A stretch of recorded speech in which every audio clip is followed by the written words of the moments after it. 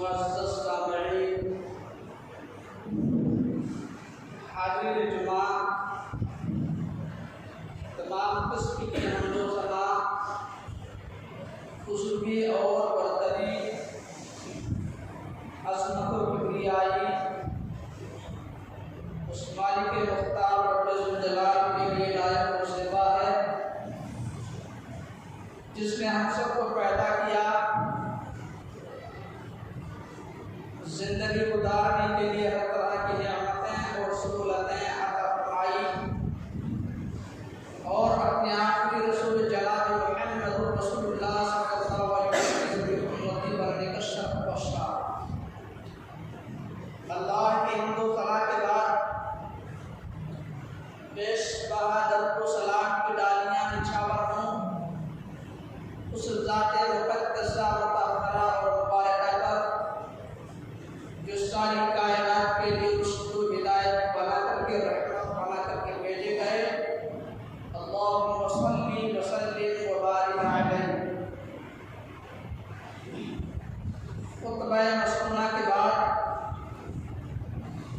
میں نے سورۃ الاحزاب سورہ نمبر 33 کی آیت نمبر 21 پڑھی ہے۔ اس مناسبت سے آج کے خطبہ جمعہ میں میرا عنوان ہے سیرت النبی صلی اللہ علیہ وسلم۔ اللہ سے دعا ہے وہ ہم سب کو حق بولنے، خود اس پر عمل کرنے اور حق کا پیغام دوسروں تک پہنچانے کی توفیق دے، آمین۔ برادران اسلام، ربیع الاول کا مہینہ شروع ہونے والا ہے، یہ شاید شروع ہو چکا ہے۔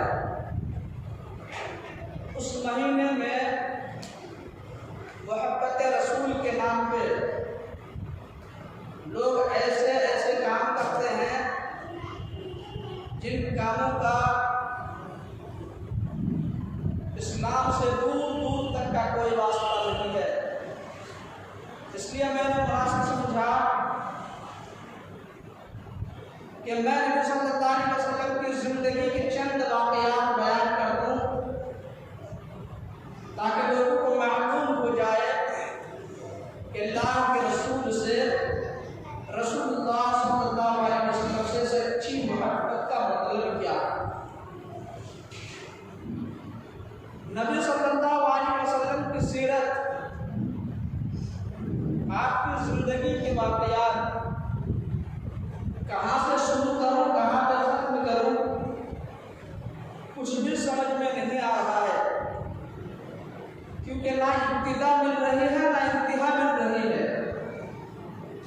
چاہے جتنے دینی کانفرنس منعقد کیے جائیں، دینی پروگرامس رکھے جائیں اور ان میں صرف نبی صلی اللہ علیہ وسلم کی سیرت بیان کی جائے، نبی صلی اللہ علیہ وسلم کی زندگی کے واقعات بیان کیے جائیں، تب بھی نبی صلی اللہ علیہ وسلم کی زندگی کے واقعات ختم ہونے والے نہیں۔ نبی صلی اللہ علیہ وسلم کی سیرت کے تعلق سے بس اتنا جان لیجئے، اتنا سمجھ لیجئے کہ پوری دنیا کے لوگ جو کوالٹیز لے کر آئے، جو خوبیاں لے کر آئے، ہمارے اور آپ کے پیارے نبی حضرت محمد صلی اللہ علیہ وسلم نے وہ سارے کوالٹیز، وہ ساری خوبیاں اکیلے موجود تھیں۔ کہنے والے نے بہت خوب کہا، اس نے یوسف دم عیسیٰ ید بیضہ، اس نے یوسف دم عیسیٰ ید بیضہ داری آچے قباہاں دارا نبوت داری۔ حضرت یوسف علیہ السلام خوبصورتی میں نمبر 1، کہا جاتا ہے کہ پوری دنیا کی آدھی خوبصورتی انہیں ملی تھی۔ حضرت عیسیٰ علیہ السلام اللہ کے حکم سے پیدائشی نابینا اور کوڑ کے مریض کو ٹھیک کر دیا کرتے تھے۔ حضرت موسیٰ علیہ السلام کو اللہ نے الگ خوبی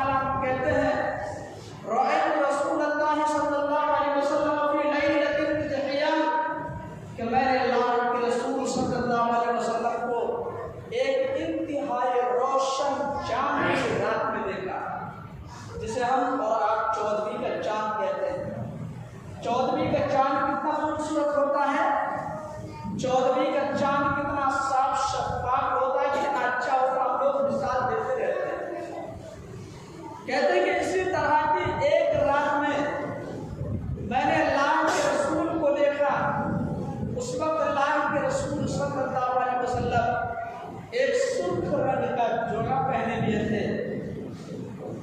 ایک بار اللہ کے رسول کو دیکھتا اور ایک بار چاند کو دیکھتا کہ دونوں میں خوبصورت کون ہے۔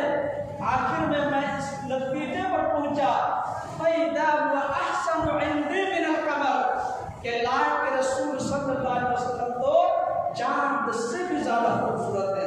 اللہ اکبر۔ لیکن میرے بھائی یاد رکھیے رسول اللہ صلی اللہ علیہ وسلم صرف خوبصورت ہی نہیں تھے بلکہ جتنے زیادہ خوبصورت تھے اتنے ہی زیادہ آپ خوبصورت بھی تھے، آپ اچھے اخلاق والے بھی تھے۔ اس کی گواہی اللہ تعالیٰ نے دی ہے اپنے مقدس کلام میں۔ اللہ رب العالمین نے ارشاد فرمایا وَإِنَّكَ لَعَلَىٰ خُلُقٍ عَظِيمٍ سورۃ القلم سورہ نمبر 68 آیت 4۔ اے نبی آپ یقیناً بلند اخلاق کے باعث ہیں۔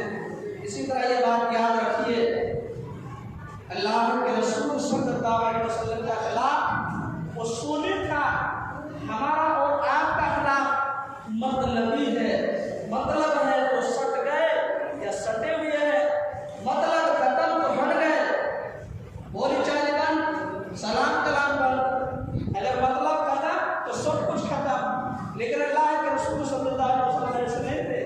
اسی طرح یہ بات بھی یاد رکھیے کہ اللہ کے رسول صلی اللہ علیہ وسلم کا اخلاق اتنا عمدہ تھا، اتنا پیارا تھا، اتنا اچھا تھا کہ آپ لوگوں کے دلوں میں اتر جاتے تھے۔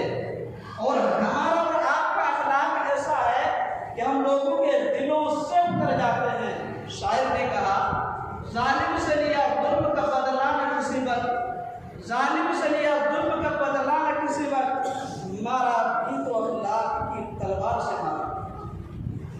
قال رسول اللہ صلی اللہ علیہ وسلم ان الحمد للہ نحمده ونستعینه من يهده الله فلا مضل له ومن يضلل فلا هادي له واشهد ان لا اله الا الله وحده لا شريك له وان محمدا عبده ورسوله اما بعد قال فقال اعد كلماتك هؤلاء اعد علي كلماتك هؤلاء فاعادهن عليه رسول الله صلى الله عليه وسلم فقال لقد سمعت قول الكهنة وقول السحرة وقول الشعراء فما سمعت مثل كلماتك هؤلاء ولقد بلغنا ناقص البر قال هات يدك وبايعك على الإسلام قال فبايع على الإسلام رواه مسلم في كتاب الجمعة chapter number 8 آیت نمبر 868۔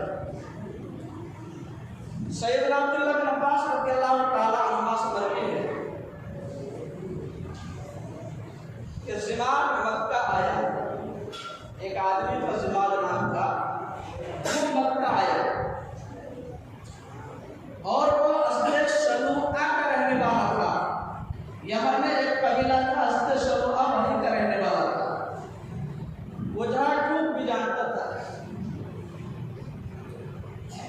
اس نے مکہ کے چند بیوقوفوں کو یہ کہتے ہوئے سنا کہ محمد صلی اللہ علیہ وسلم مجنون ہے، دیوانہ ہے، پاگل ہے۔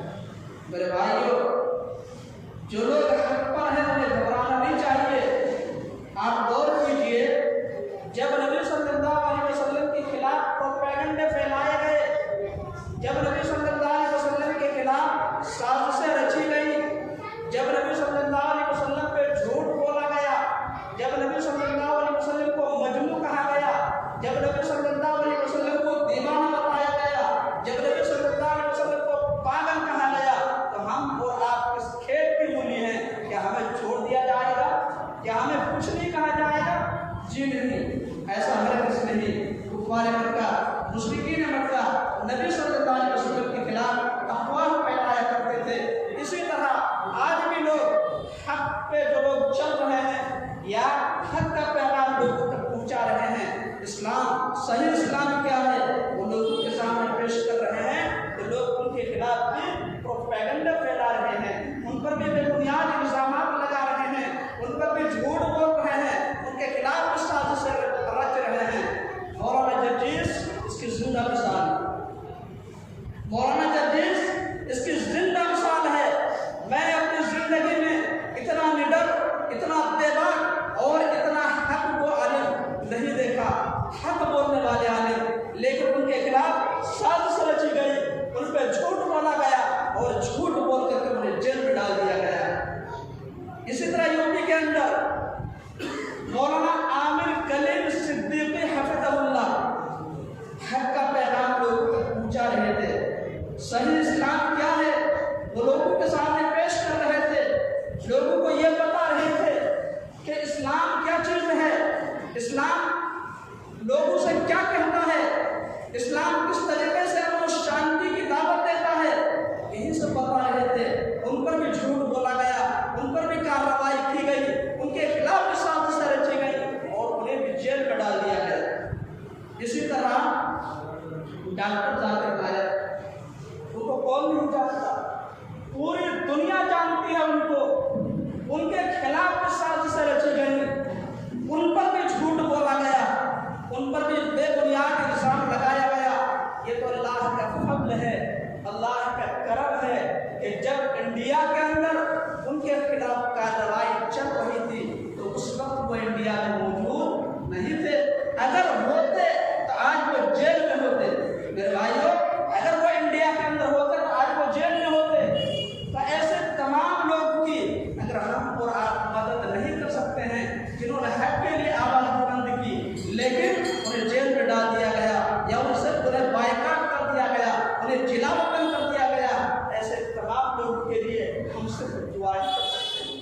ان کے لیے دعا کیجیے آپ اللہ سے کہ یہ لوگ جہاں کہیں بھی رہے اللہ انہیں صحیح سالم رکھے، اللہ انہیں حاسدین کے حسد سے بچائے، اللہ انہیں دشمنوں کی دشمنی سے بچائے اور اللہ انہیں ہمیشہ خوش رکھ کے شاد و آباد رکھے۔ دل سے دعا کیجیے ایسے لوگوں کے لیے، اگر ان کی مدد نہیں کر سکتے کم سے کم ان کے لیے دعا کر سکتے ہیں۔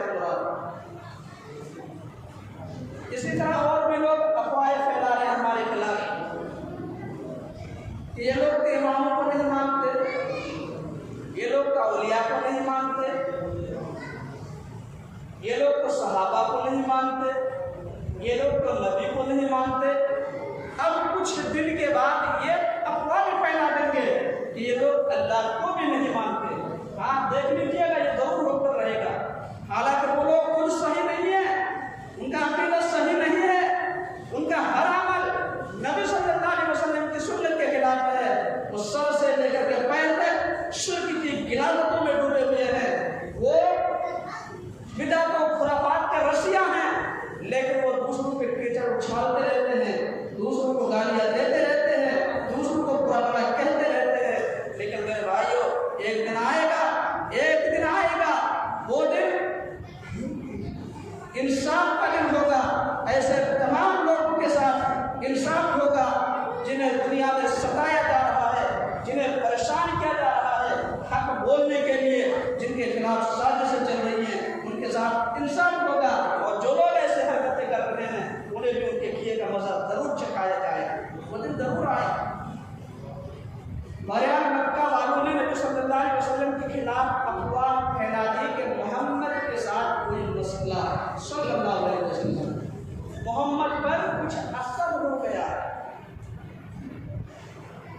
وہ زمان جو تھے وہ جھاڑ پھونک ڈالتے تھے، زمان اپنے دل ہی دل میں آرزو کر رہے تھے کاش محمد سے میری ملاقات ہو جائے، صلی اللہ علیہ وسلم۔ زمان اس وقت تک مسلمان نہیں ہوئے تھے۔ یہاں بھی ایک بات یاد رکھیے، جس آدمی سے ملنے سے بات چیت کرنے سے جتنا زیادہ روکا جاتا ہے، جس آدمی سے بات کرنے سے جتنا زیادہ منع کیا جاتا ہے، لوگوں کے اندر اس سے ملنے کا اتنا ہی زیادہ شوق پیدا ہوتا ہے۔ ذرا دیکھو تو کس ٹائپ کا آدمی ہے، اس کا ایمان کیسا ہے، اس کا عقیدہ کیسا ہے، آخر اس کے اندر کیا کمی ہے، اس سے ملنے کے لیے منع کیا جا رہا ہے۔ پھر جب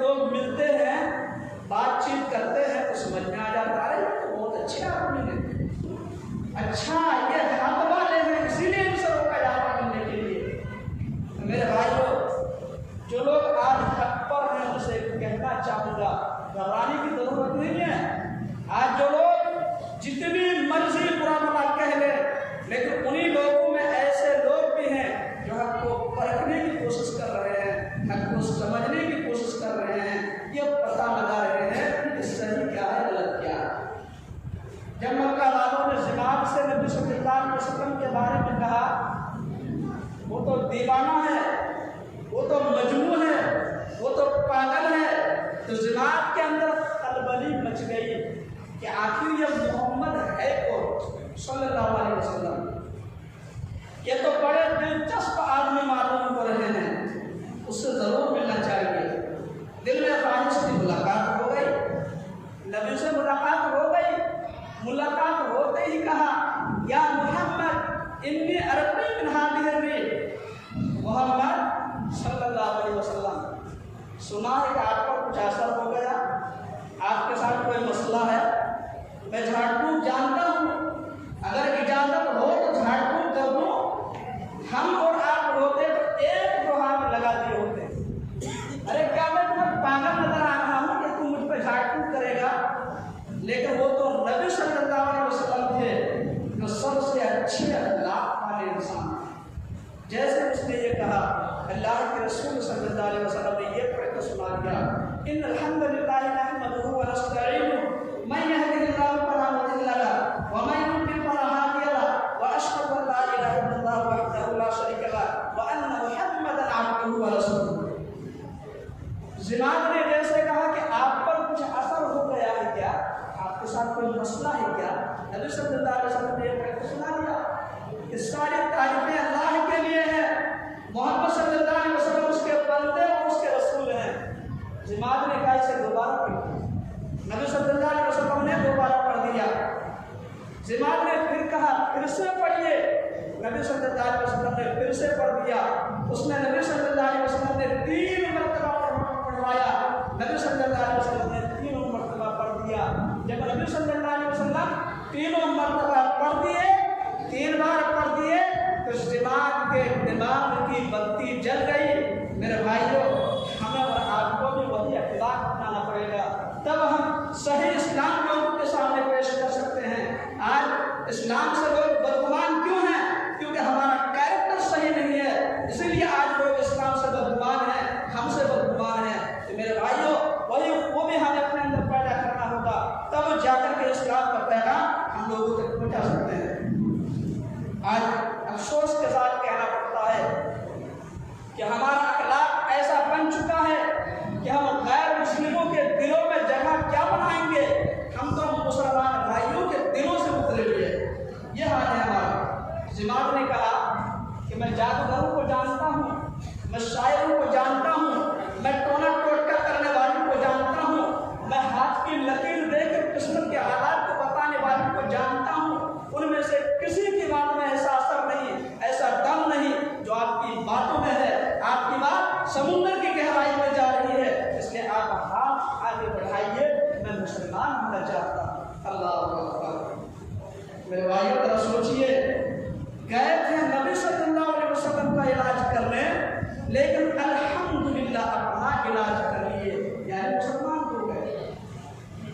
شاعر نے کہا صداقت ہو تو دل سینوں سے کھینچنے لگتے ہیں باعث، صداقت ہو تو دل سینوں سے کھینچنے لگتے ہیں باعث، حقیقت خود کو منوا لیتی ہے، مالی نہیں جاتی۔ الفضل ما شہد به الاعداء، اصل فضیلت تو یہ ہے، اصل خوبصورتی تو یہ ہے کہ دشمن بھی گواہی دینے کے لیے مجبور ہو جائے۔ میگل ہارٹ کا نام آپ نے سنا ہوگا، اس نے دی 100 کے نام سے ایک کتاب لکھی، اس کتاب میں اس نے 100 ایسے لوگوں کا کارنامہ بیان کیا جس نے اپنے اپنے وقت میں، اپنے زمانے میں دنیا والوں کو امپریس کیا تھا، متاثر کیا تھا۔ تو ان 100 لوگوں کی لسٹ میں پہلے نمبر پہ اس نے کس کو رکھا معلوم ہے؟ ہمارے اور آپ کے پیارے نبی حضرت محمد صلی اللہ علیہ وسلم کو۔ حالانکہ وہ عیسائی ہے، اگر وہ چاہتا تو حضرت عیسیٰ علیہ السلام کو پہلے نمبر پر رکھ سکتا، لیکن کیا کہنا، جادو ہو جو سر چڑھ کے بولے۔ پھر سے وہ شعر پڑھوں گا جو میں نے شروع میں پڑھا تھا، حسن یوسف دم عیسیٰ ید بیضہ داری، حسن یوسف دم عیسیٰ ید بیضہ داری، آنکھیں خوبا ہمارا رنگ تو تنہا داری۔ یہ پوری دنیا کے لوگ جو خوبیاں لے کر آئے ہمارے نبی صلی اللہ علیہ وسلم میں، وہ ساری خوبیاں اکیلے موجود تھیں۔ اسی لیے لوگ آپ کی تعریف کرنے کے لیے مجبور ہیں۔ یہ الگ بات ہے کہ پچھلے 2-3 مہینے میں کچھ بدبختوں نے ہمارے نبی کی شان میں گستاخی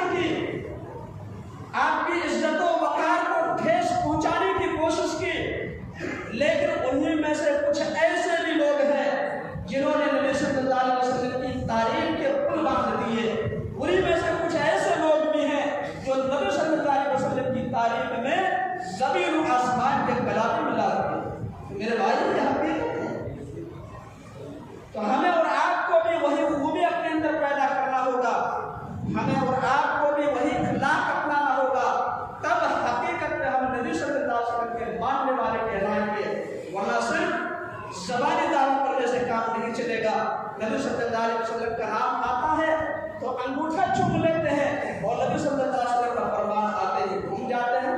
یہ محبت نہیں ہے میرے بھائیوں۔ نبی صلی اللہ علیہ وسلم کا اخلاق اپنائیے، جب آپ صحیح اسلام لوگوں کے سامنے پیش کر سکتے ہیں۔